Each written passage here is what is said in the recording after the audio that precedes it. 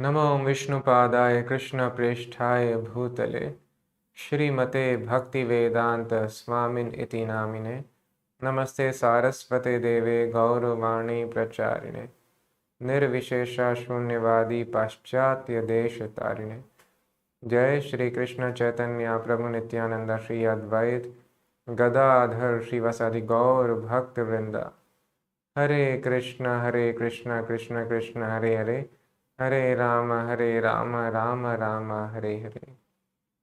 Hare Krishna. A very warm welcome to all of you on the final day of Srila Prabhupada Lila, the final instruction. Srila Prabhupada announced in Rishikesh that I want to leave my body, the end is near. So overnight the disciples packed up everything and they took him to Vrindavan. But from Vrindavan, as suggested by his disciples, Srila Prabhupada became very enthusiastic to travel to London. Even though Srila Prabhupada can barely walk, he is very, very weak. But his disciple told him that, no, Prabhupada, you please come. If you travel to the West, seeing the love of your disciples, you will continue to stay. And you need not talk, you need not walk, simply your presence gives them enthusiasm.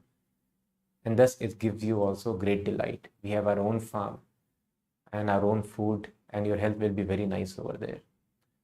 So Prabhupada, with the mood of, again, another preaching mission to strengthen his mission, Prabhupada became very enthusiastic and started thinking about Radha Londonishwara, the presiding deities of London, his rooms, his ashram in Vrindavan. And Prabhupada commented, the good days, I think good time is coming. When Prabhupada arrived in London, his disciples there were shocked. They had never imagined that he would be so thin or that anyone could travel in such condition. For the devotees who had been at the airport to meet him, it had been a heart-rending experience. Even those who had heard the reports of Prabhupada in Vrindavan were not emotionally prepared for such a change. Prabhupada was as transcendental as ever, or even more than ever, but the devotees were shocked at first to see him so different. Now he appeared like a powerful sage who had been undergoing long austerities for the benefit of humankind and who had become transcendental to his body, although living within it. Srila Prabhupada's visit to London gave the devotees great hope for his recovery. Srila Prabhupada looked forward to traveling to America shortly after Janmashtami, which would fall on September 6, 2 weeks from the date of his arrival in England. I want to live a little longer, he said, to make everything more perfect. His disciple asked, will you do this by enthusing the devotees by staying with them, or is there a specific program? A specific program, said Srila Prabhupada. I want to introduce Varnashrama. At our Pennsylvania farm, the biggest problem of life is salt, food. He considered the establishing of the model Vedic social system on his corn farm communities as an important unfinished part of his life's mission. But after Prabhupada had been in London 2 weeks, on the day after his birthday celebration, his health suddenly became much worse. So Prabhupada planned to expand the second phase of his movement. First of all, Prabhupada wanted to revive the Brahminical culture. There should be some men who are well versed in the knowledge of Vedas, and thus, by their directions, again, everything could be brought back to normal. But not everyone can be expected to dedicate their life to Krishna. So another feature, Varnashrama system, is also important, where people can have a very simple life, where people can be demonstrated how there is no need of such hard labor of 10 hours, 12 hours every day. Simply, if you have little land and cow, you can live completely free from all anxieties. You can have fresh air, fresh water, very natural, very peaceful life. Bull is used to till the field, and you have your own food, you have your own clothes over there, and you are completely independent of whatever is happening in the world. There is crisis in the economy, there are bombings happening, there is any kind of famine, you are completely independent. And thus, this peaceful situation is very favorable for Krishna consciousness. If there is no peace, there is no time, how a person can understand? When the mind is so disturbed, it is very difficult to assimilate the message of Srimad Bhagavatam. But Prabhupada's health started failing again. This was the first crisis since his coming to England, and suddenly his plans changed. Instead of going to the United States as he had planned, he now requested that he be taken back to India. He spoke of Bombay. If I live a few days more, he said, let me see the opening of the Bombay temple. We can wait here and then fly to Bombay. I have worked so hard for it. If I see the opening and then die, it will be a very peaceful death. And if I live, then I can come back here. Srila Prabhupada went to Bombay, but his health was not improving. Finally, he announced that he would rather return to Krishna Balram in Vrindavan than continue staying in such critical condition in Bombay. But Srila Prabhupada said, Tamal Krishna, what will happen to all the devotees here? They have been serving you so sincerely. How will they be able to open the temple without you being here? I mean, all the devotees, when they hear you are going to Vrindavan, they will want to come. They won't want to stay here. Then they will all want to leave their posts and come with you to Vrindavan. Yes, then let them come, said Srila Prabhupada. I have no objection. Tamal Krishna mentioned that if 1,000 devotees might come to be with Prabhupada, that would slow down the ISKCON work all over the world. Prabhupada again said he had no objection. Tamal Krishna asked whether it was compulsory for the GBC members to come, and Prabhupada affirmed that it was. So Prabhupada had decided he is going to finish his pastimes in the mortal world. The devotees at the Krishna Balram Mandir were upset to see that Prabhupada's condition had deteriorated so much in the 1 month he had been away. His room was as he had left it, except for the addition of a large double bed. He lay down and they closed the curtains and dimmed the lights. For about 5 minutes he lay still with his eyes closed. Now you are home, Srila Prabhupada, said Tamal Krishna. Still, Srila Prabhupada lay quietly, not moving. Then slowly he brought his hands to his chest, clasped them together, and said, Thank you. He seemed relieved. Now you are in the care of Krishna Balram, said Tamal Krishna. Srila Prabhupada smiled and nodded slightly. Yes, he said, Krishna Tvadiya Padapankaja Panjarantam, indicating King Kula Shekhar's prayers. My dear Krishna, please help me die immediately, so that the swan of my mind may be encircled by the stem of your lotus feet. Otherwise, at the time of my final breath, how will it be possible for me to think of you? Although Srila Prabhupada was in a precarious state, he remained completely fixed in thought of Krishna in one way or another. Krishna's name, his form, his pastimes, or his devotional service. Prabhupada suggested going to see Krishna Balram at 9:30, just as he had done before, but his servants advised that he rest today and begin the program tomorrow. Whatever you desire, I will do, Prabhupada said. Tamal Krishna asked Prabhupada if he wanted the Kaviraj to come. Kaviraj means the Ayurvedic doctor. As you said, Prabhupada, for better or worse, some husband must be there. Srila Prabhupada nodded. Now manage everything, he said, and let me think of Krishna Balram. In response to Srila Prabhupada's call, the 23 GBC members again began gathering in Vrindavan. They arrived heavy-hearted, yet on coming before Srila Prabhupada, they were pleased to give him progress reports on their preaching on his behalf. Srila Prabhupada was happy to hear the reports and was as encouraging as ever to his leaders, despite his condition. Actually, Prabhupada calling the GBC men together had been so that they could chant for him. Now more than ever, he wanted the medicine of the holy name, not of the doctors. When he heard that his friend Dr. Ghosh was coming to Vrindavan to open a clinic there, and he suggested if I can treat Prabhupada, Prabhupada told, no, I don't want to see any doctor. Let him come to do the clinic work, but not for my treatment. These doctors will come and give something to try and save, he said. I don't want to be saved. Dr. Ghosh may come for the clinic he wants to develop, but not for my treatment. Tamal Krishna asked if they could at least call in some local Vrindavan doctors. No, said Prabhupada. Let us take your advice for Kirtan only. Tamal Krishna agreed that Kirtan was best because in that way they were pleading for Krishna's help. So he suggested it is good because the disciples also are advancing in that way. But Prabhupada's answer was different. Better you don't pray to Krishna to save me, said Srila Prabhupada. Let me die now.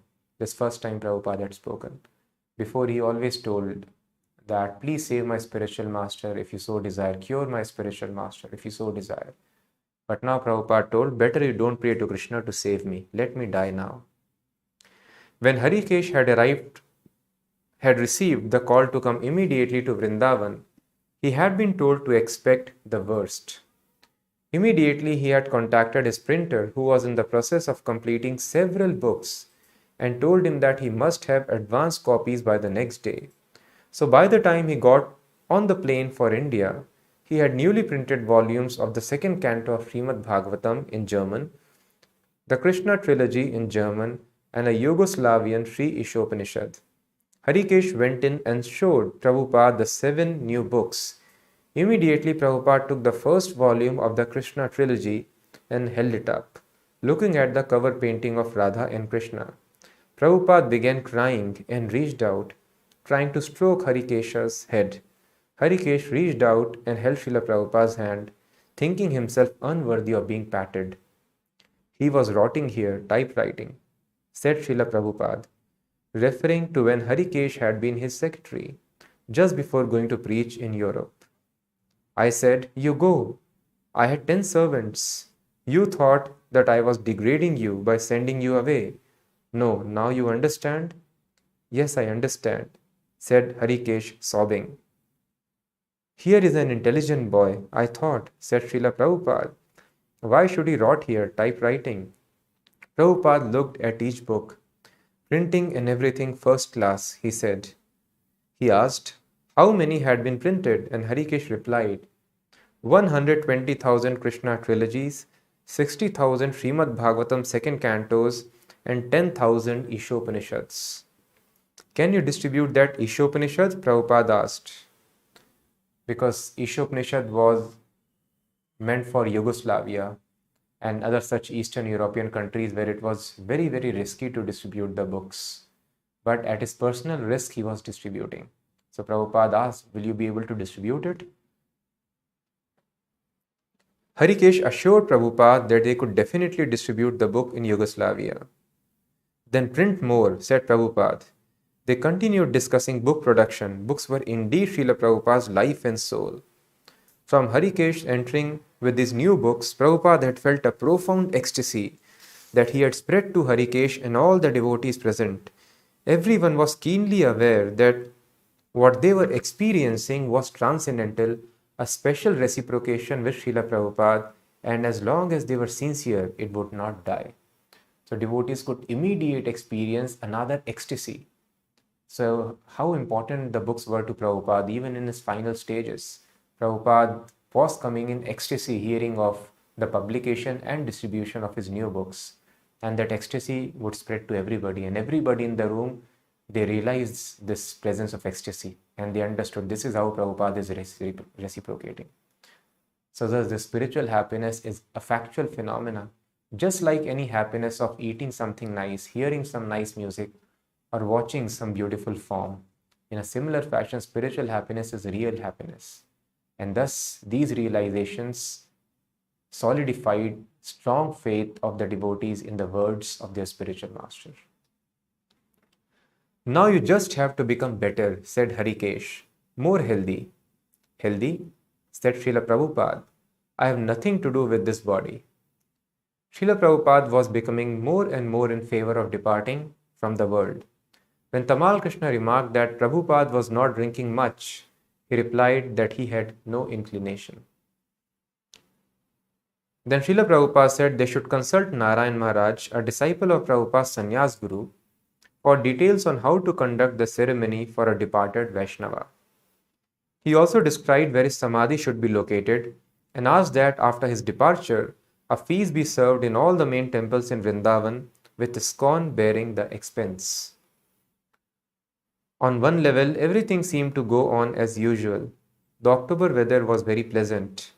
The Gurukul boys were continuing with their routine, and the deity worship went on as usual. But in front of the temple, workmen began clearing a space for Prabhupada's samadhi.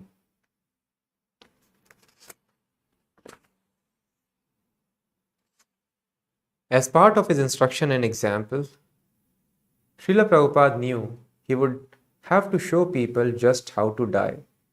He had escaped death a number of times by Krishna's grace, by the prayers of his disciples, and by his own pure and powerful will to propagate his movement. But from the signs given to him by Lord Krishna in 1977, Srila Prabhupada began decisively and conclusively ending his mission in the material world. And among his final duties was his giving complete guidelines on how to die. He was perfectly showing how to do that which everyone has to do, but which is most difficult to do successfully, that is to die.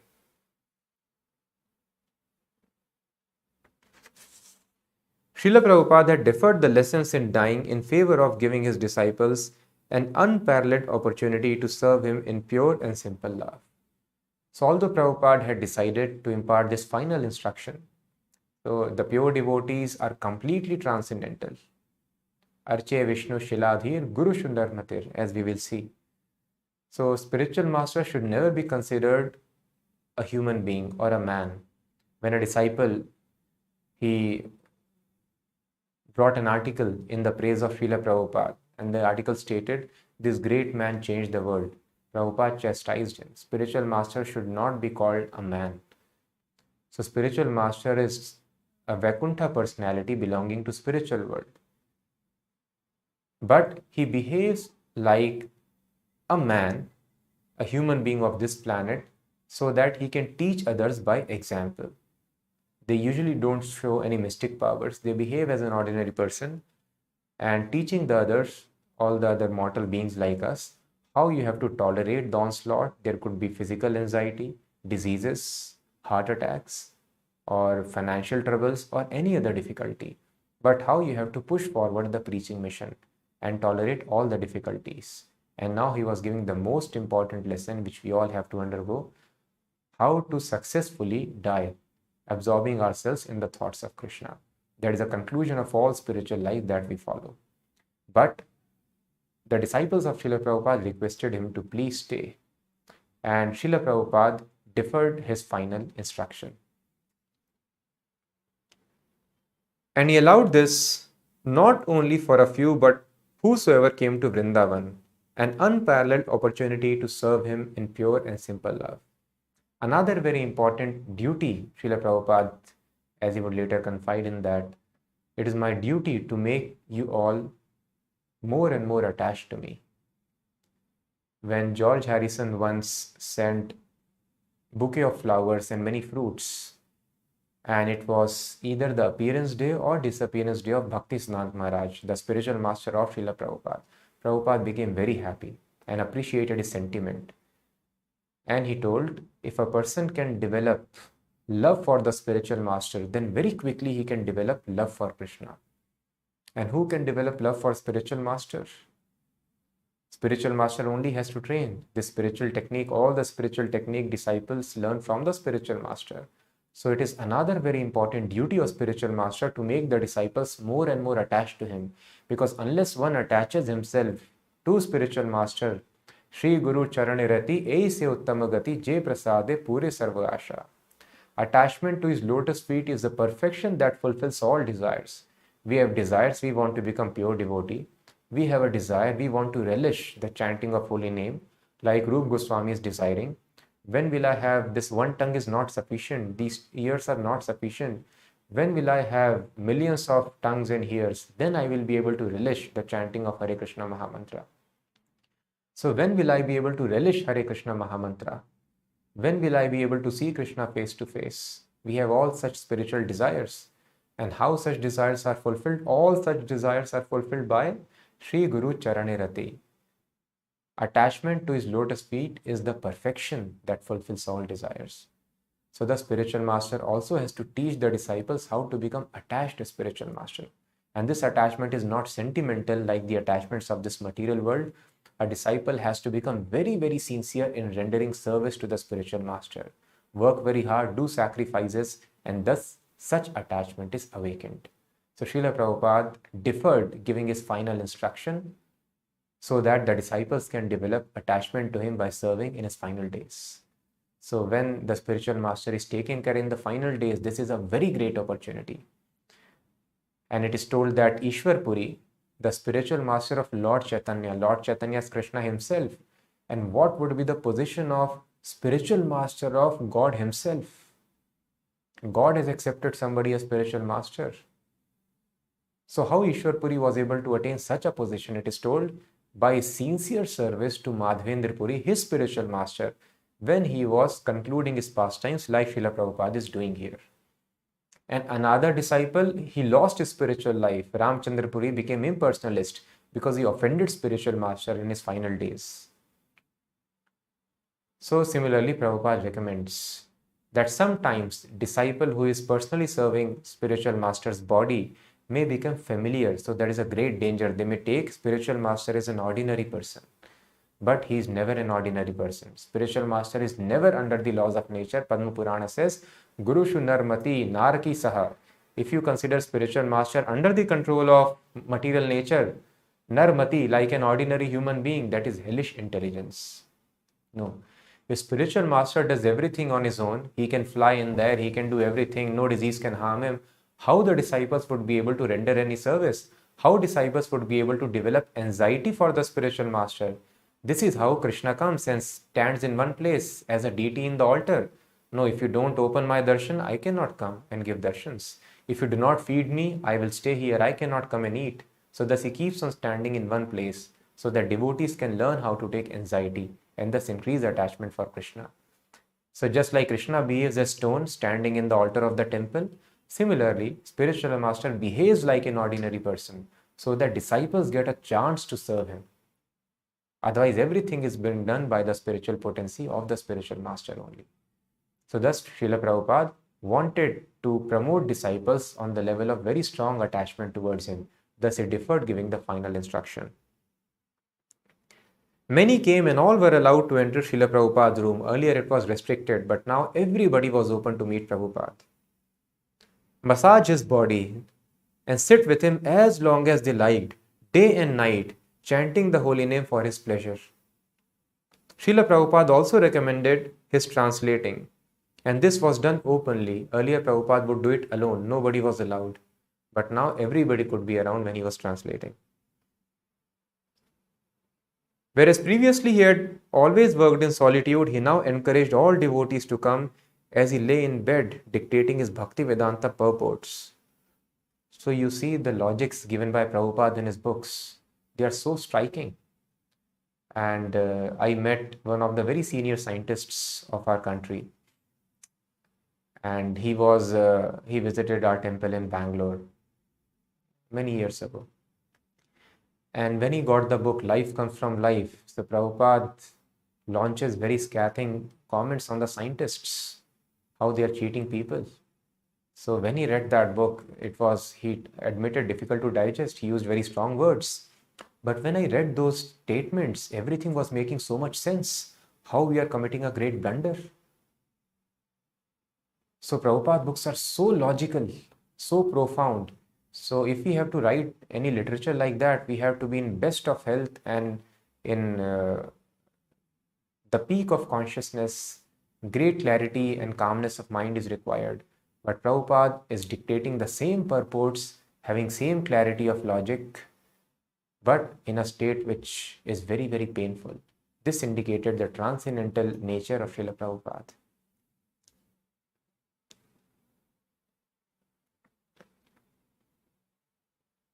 Whereas previously he had always worked in solitude, he now encouraged all disciples to come as he lay in bed dictating his Bhaktivedanta purports. A devotee would softly read the Sanskrit text to him, while another held a microphone to his mouth. His voice sometimes barely audible, Srila Prabhupada would speak. Awestruck, the disciples watched their spiritual master worked, as their spiritual master worked. His thoughts were clear. He cited from memory references from various scriptures, and his philosophical exposition was rigorous. Prabhupada was giving himself completely and declaring it also, telling the devotees present, "Never leave me, and I cannot live without your company." They had asked him to stay, and he had agreed, consigning himself completely to their care. Those who were blessed to have this service felt themselves passing over all barriers of reluctance to serve, as well as all barriers of material desire. By intimately serving Srila Prabhupada, they felt the strength of complete surrender and sensed that this would sustain them always, even when Srila Prabhupada eventually did depart from the world. Prabhupada also continued speaking as he had in recent months about being unafraid of death and being fixed in transcendental knowledge. When receiving a presentation of some of his books, recently printed in Portuguese by Hridayanand Goswami, Prabhupada encouraged him and said, "This is life. This material world, the material world is just bones. The bones are not a real life. A real concern is the living force. The bones may remain or go, it doesn't matter. The real life is sustaining the bones."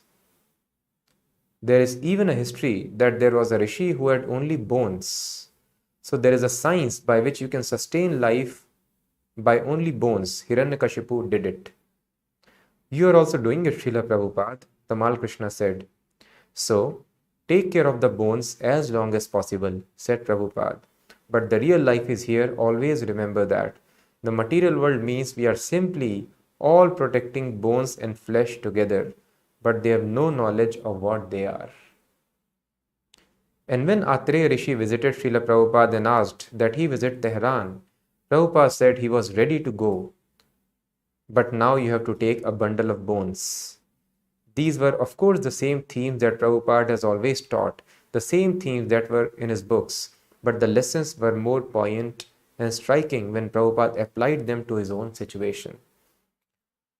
More than one devotee compared Prabhupada to Bhishma Dev, who gave important instructions on his last days.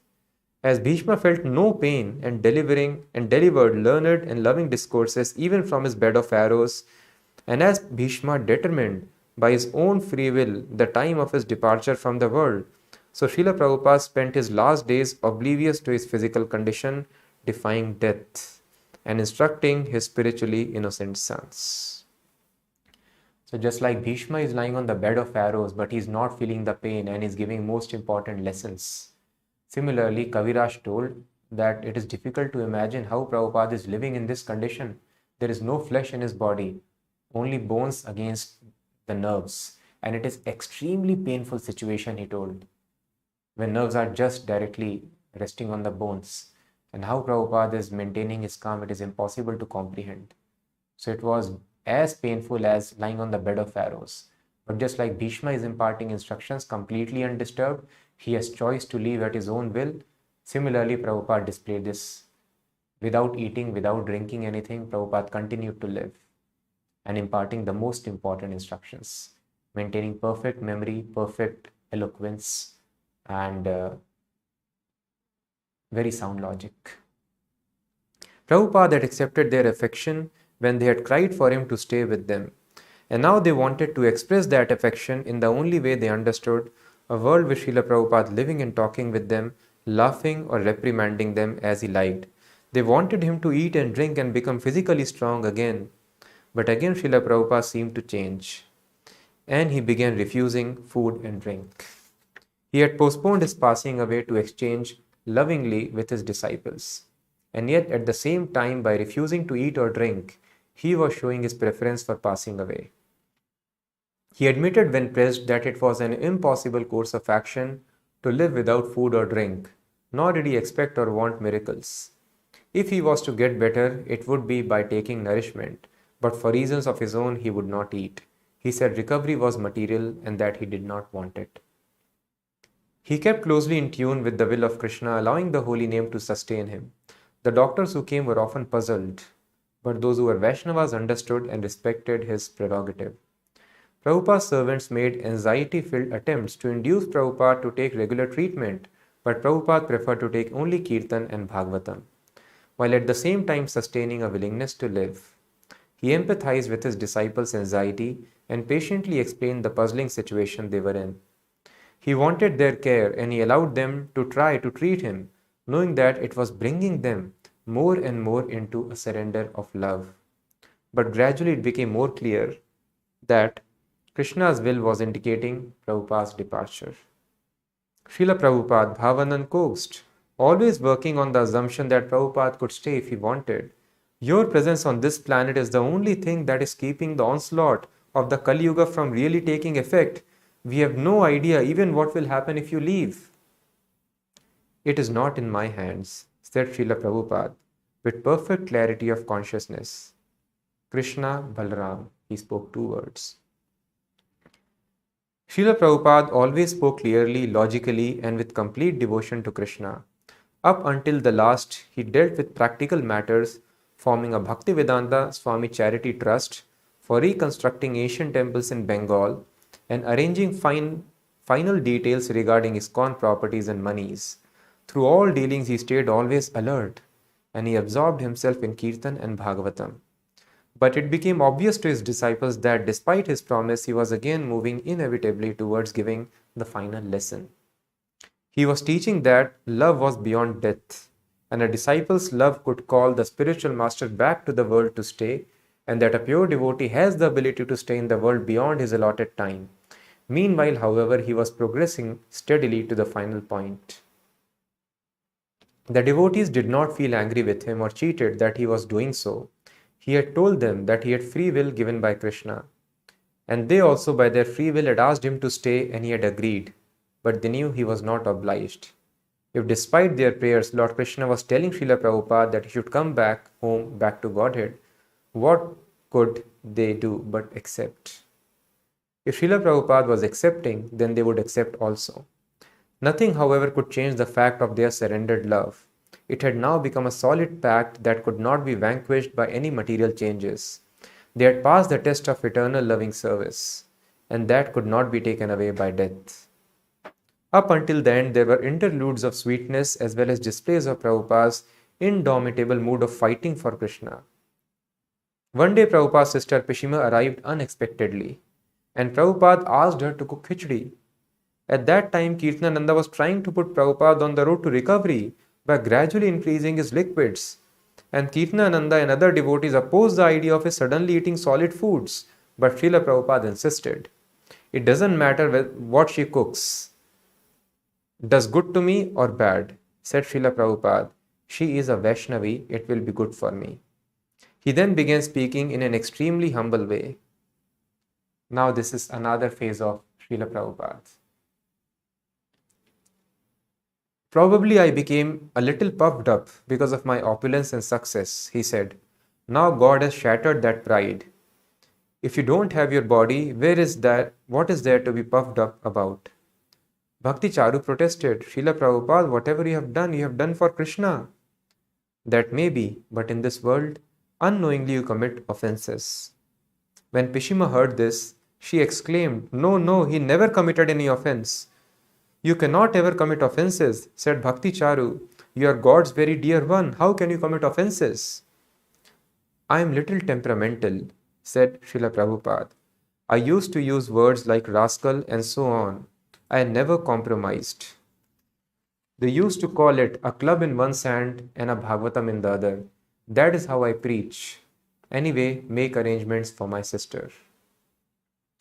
There were also visits from Srila Prabhupada's god brothers, and again Prabhupada asked forgiveness for his offenses. One time, Nishkinchan Krishnadas Babaji, Puri Maharaj, Ashram Maharaj, Anand Prabhu, Purushottam Brahmachari, and about 20 others came and sat next to Prabhupada's bed. He was resting when they arrived, and they joined the kirtan until he awoke. When he saw them, he asked to be raised up. Sitting in the center of his bed with his god brothers all around, he addressed them. All over the world, there is a beautiful field to preach Krishna consciousness, he said. I didn't care whether I would be successful or not, people are willing to take. They are all taking also. If you preach together, the saying of Mahaprabhu, Prithivite, will come true. We have everything. Spread the holy name and distribute prasadam. There is a beautiful field. In Africa, in Russia, everywhere they are accepting. When Prabhupada began asking his god brothers To forgive him, they protested. You are the eternal leader, one of them asserted. You rule over us, guide us, and chastise us. Forgive all my offenses, Prabhupada repeated. I became proud of all my opulence. No, said Puri Maharaj, you never became proud. When you started preaching, opulence and success followed you. What was the blessing of? That was the blessing of Sri Chaitanya Mahaprabhu and Krishna. There cannot be any question of your being offensive. When Srila Prabhupada presented himself as Mahapatit, greatly fallen, Puri Maharaj did not accept it. You have saved millions of people around the world, he said. Therefore, there is no question of offenses. But you should be called Mahapatit Pavan, the great savior of the fallen. Prabhupada's disciples regarded Prabhupada's asking for his god brother's forgiveness as a manifestation of his humility, but they were also puzzled. Certainly, Prabhupada's god brothers were sincere in saying Prabhupada had committed no offense. Whatever he had done for Krishna. But Srila Prabhupada was also sincere in asking for forgiveness. That was the beautiful gem of his humility, to ask everyone for forgiveness. Actually, this is the mood of Uttam Adhikari. So there are 3 stages in devotional service. Kanishta Adhikari, neophyte stage, to which most of the devotees belong. Then advanced stage called intermediate stage, Madhyam Adhikari, an extremely rare stage called Uttam Adhikari. And what is a quality, unique feature of Uttam Adhikari? It is mentioned in Updeshamrita by Rup Goswami. He is completely devoid of the propensity to criticize others. And Uttam Adhikari does not preach also. Preaching is usually meant for Madhyam Adhikaris. Madhyam Adhikari learns to discriminate. Neophyte is less intelligent, not very clear about Shastras. He cannot exactly understand who is God, what is position of God, who is a devotee, who is non-devotee, who is envious, who is innocent man. But Madhyam Adhikari can clearly understand who is God, who is devotee, who is innocent, who is envious, and he preaches to the innocent people. But Uttam Adhikari becomes so elevated in his consciousness that he feels everybody is already serving Krishna, only I am not serving Krishna. Thus he cannot criticize others. So spiritual world is meant for such people who are having such consciousness, when they feel everybody is devotee, only I am not devotee. I am the most fallen person in the world. That is called highest stage of Krishna consciousness. And thus, because he thinks I am the most fallen person, most rotten, everybody else is better than me, then how you can preach? So these devotees do not preach, and they are completely devoid of propensity to criticize others. But sometimes such Uttam Adhikari, just like Lord Krishna, he comes and preaches. They come down to a lower platform. They give up the ecstasy of this extraordinary consciousness.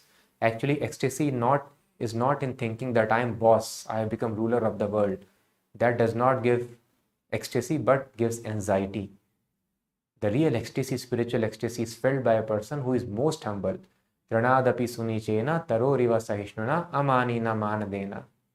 A person who is able to have the consciousness of being more humbler than the grass and more tolerant than the tree, who does not expect any honor for himself and gives all respect to others.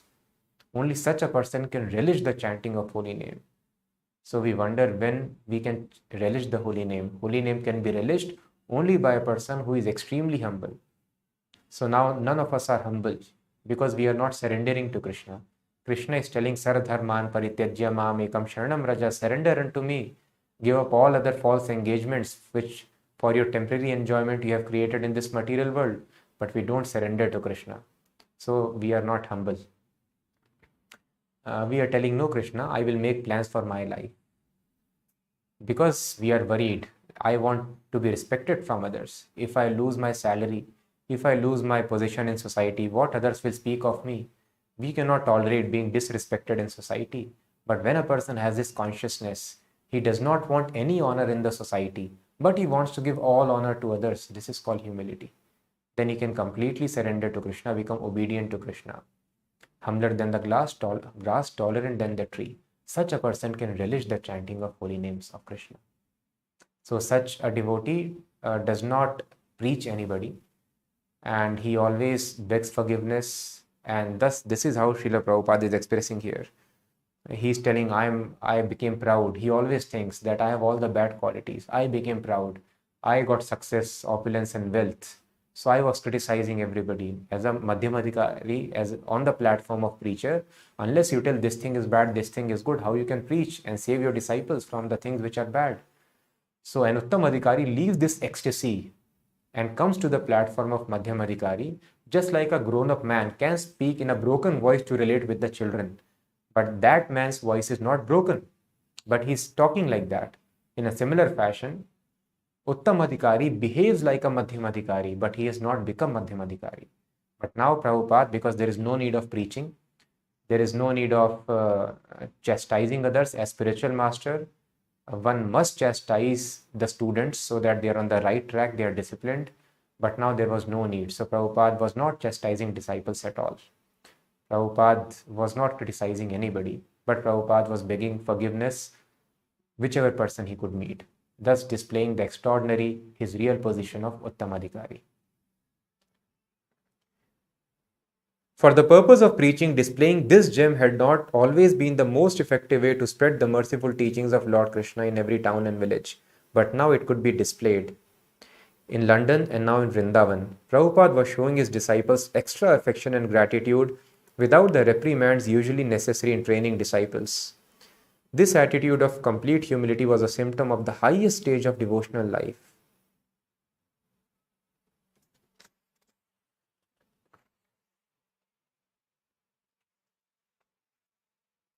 On November 14, 1977, at 7:30 p.m., in his room at the Krishna Balram Mandir in Vrindavan, Srila Prabhupada gave his final instruction by leaving this mortal world and going back to Godhead.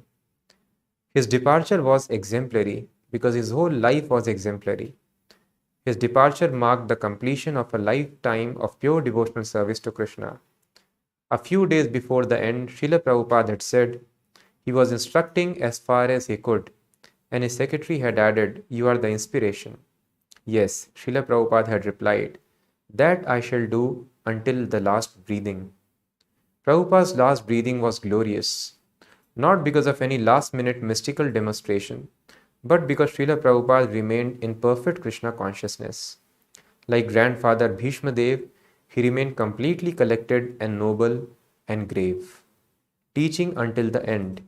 He was preaching that life comes from life, not from matter, and he was showing that one should preach with every breath he has.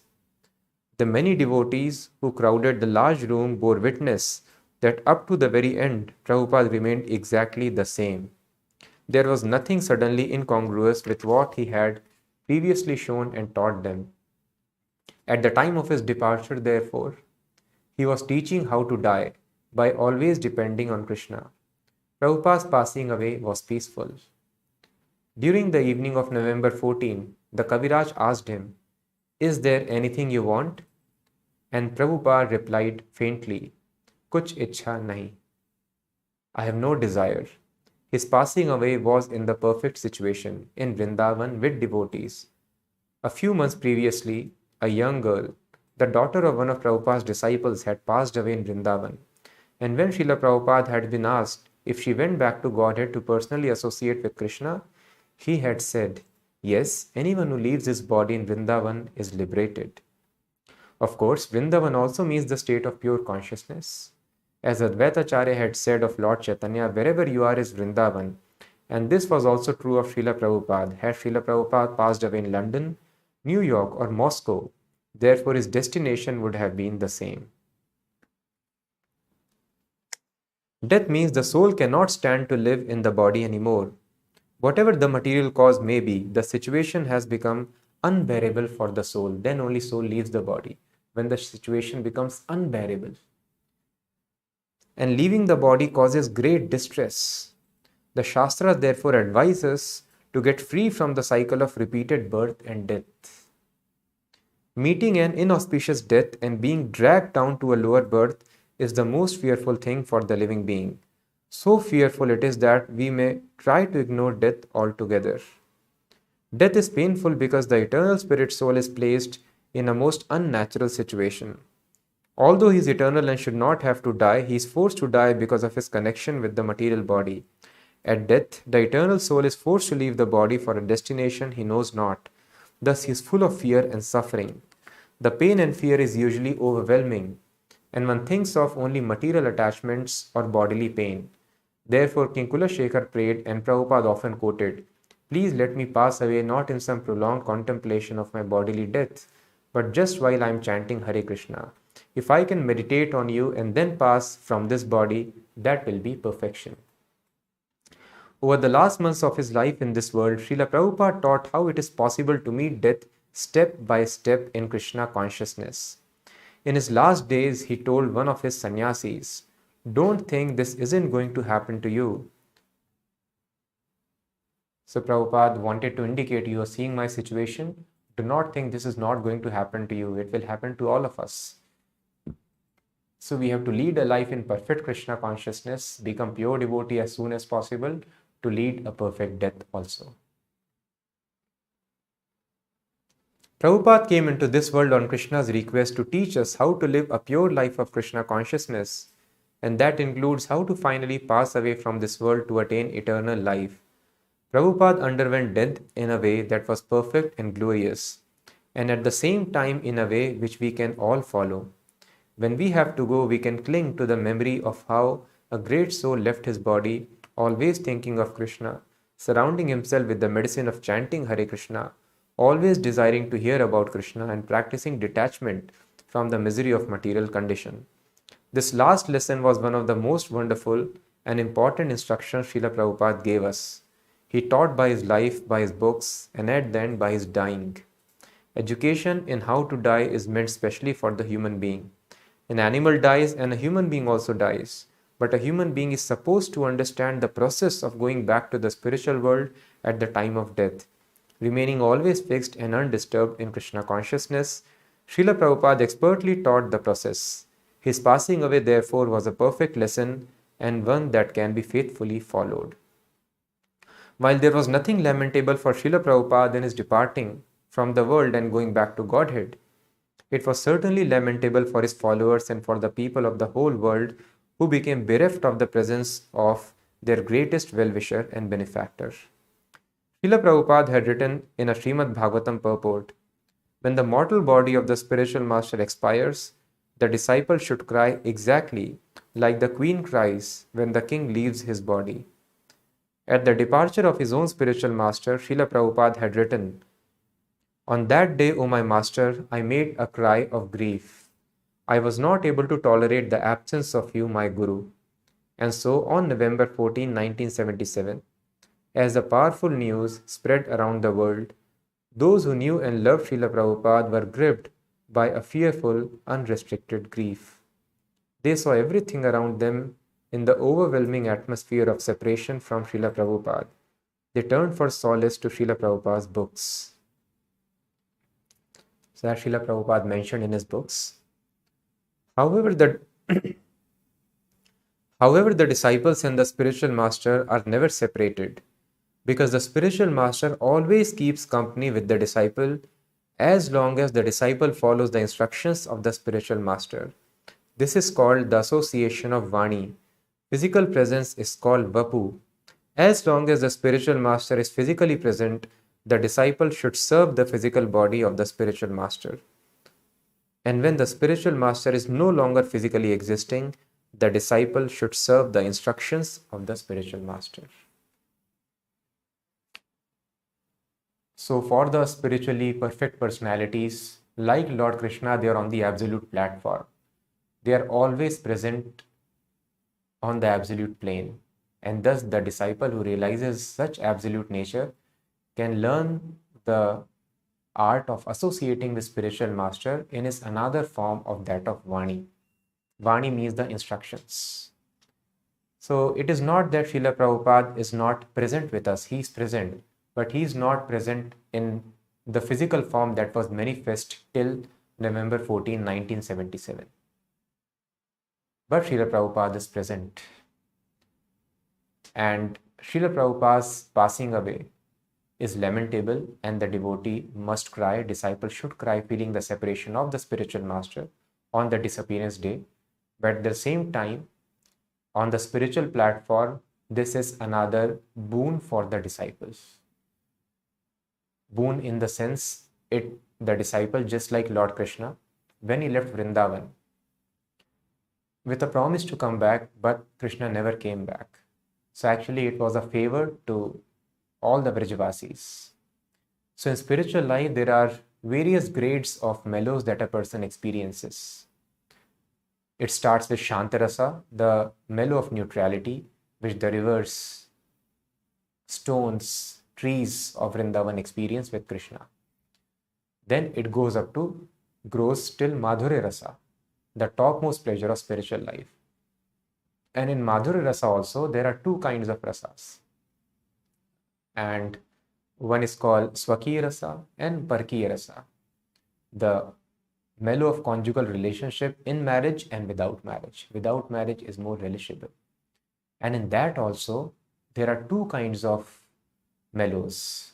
The mellow of associating with Krishna in his physical presence and mellow of associating with Krishna in his physical absence, in separation.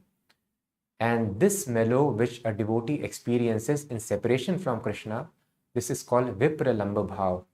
Vipralambha means when the object of love is not present physically, then the devotee feels so much intense pain in separation that the devotee is completely absorbed in the thoughts of his beloved, Lord Krishna or the spiritual master. And such an intense absorption, this pain of separation, is actually the source of transcendental ecstasy. And this is the extraordinary, the summit of all the spiritual pleasures. The Vipralambha Bhav is what is given, handed down to the disciples in this extraordinary parampara of which we are part of, the Gaudiya Vaishnavism.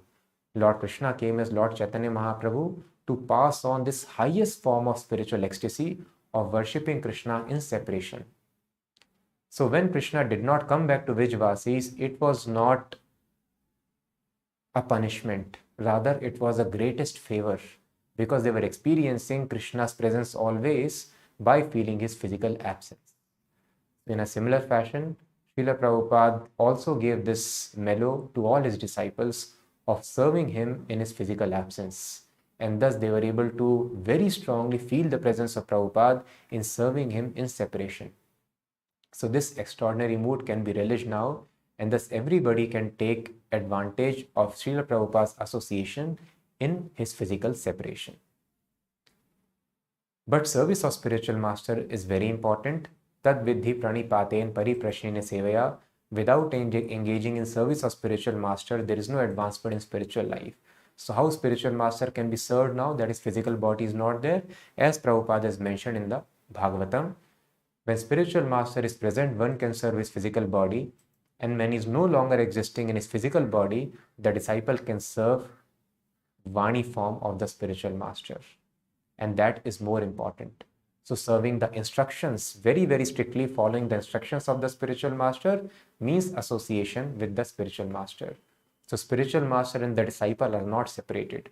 And Srila Prabhupada wrote many letters to this effect, that physically present or not, I will remain your personal guide. So Srila Prabhupada is a person. He has got his free will. And Srila Prabhupada can be always pleased by the disciple who is very strict in following the instructions. The relationship is eternal. Chakshudan dilo jai, janme janme Prabhu say. Life after life, you are my spiritual master.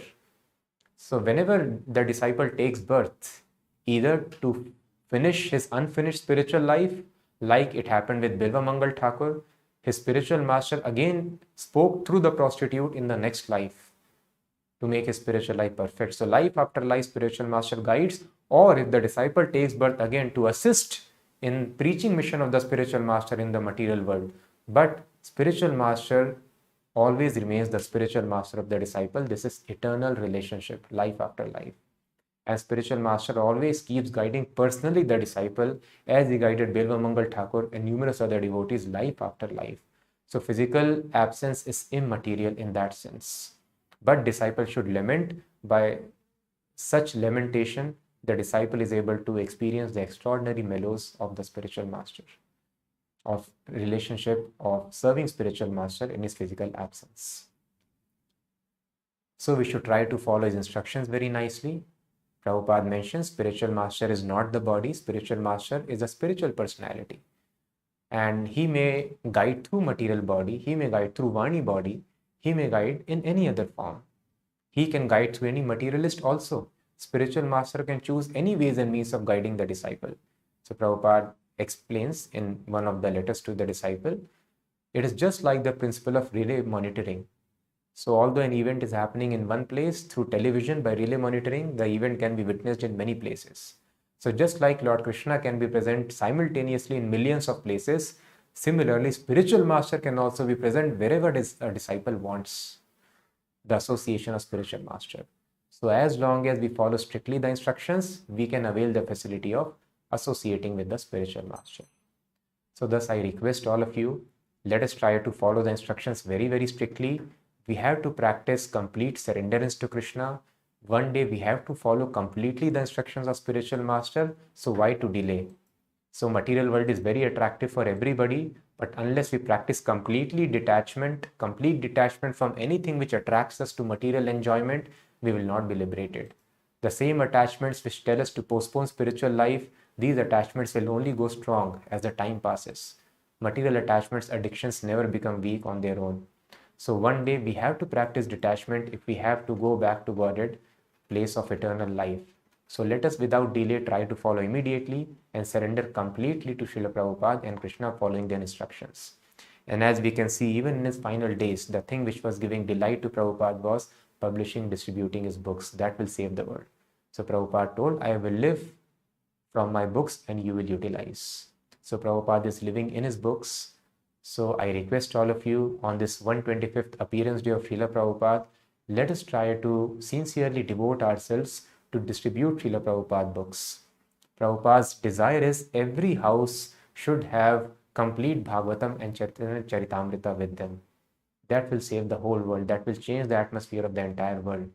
Automatically devotees will come out. So let us try to, we have at least some friends, some relatives, let us tell them this is Vedic encyclopedia. Please keep in your house. You will get benefited.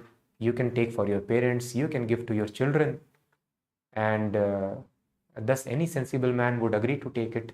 At least in our place we can have it. So I request that at least if you do not have, you can have Srimad Bhagavatam set and Chaitanya Charitamrita for your own self. At least Srimad Bhagavatam set to begin with.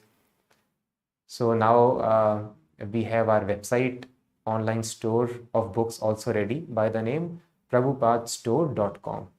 So our devotees have worked very hard for the last couple of days.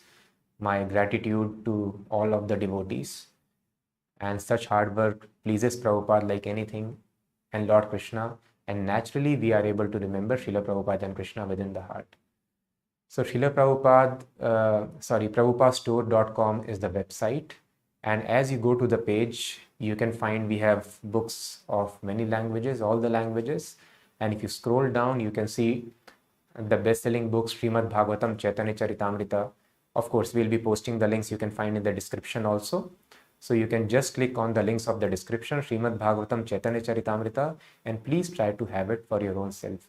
Let us try to please Prabhupada, at least by this small seva, and eventually we can tell all other of our contacts, they can also keep these books in their house. So simply if we have Prabhupada's presence in the form of books in all the households, that will be the greatest service to Srila Prabhupada and Krishna.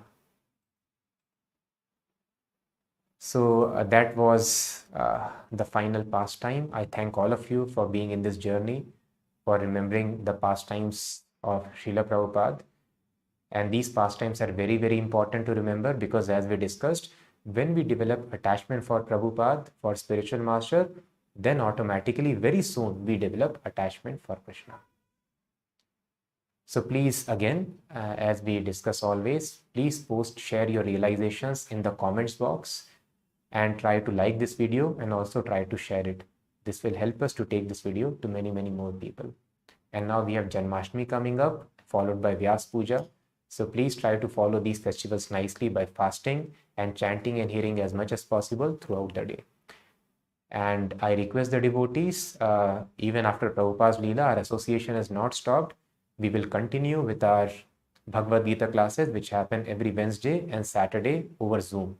So if you like to connect with us for the Bhagavad Gita session, you can please mention in the comments and our team will connect back with you. Or you can mail us. Our email ID also is shown in the description. So please try to join us for Bhagavad Gita sessions every Wednesday and Saturday. And also you can be part of our Bhakti Vraksha program, in which in small group of devotees, we discuss Bhagavad Gita every day. That helps a great deal in spiritual advancement. Thank you so much for this wonderful journey together in remembering Srila Prabhupada. We'll meet again with more wonderful pastimes. Thank you so much. Hare Krishna.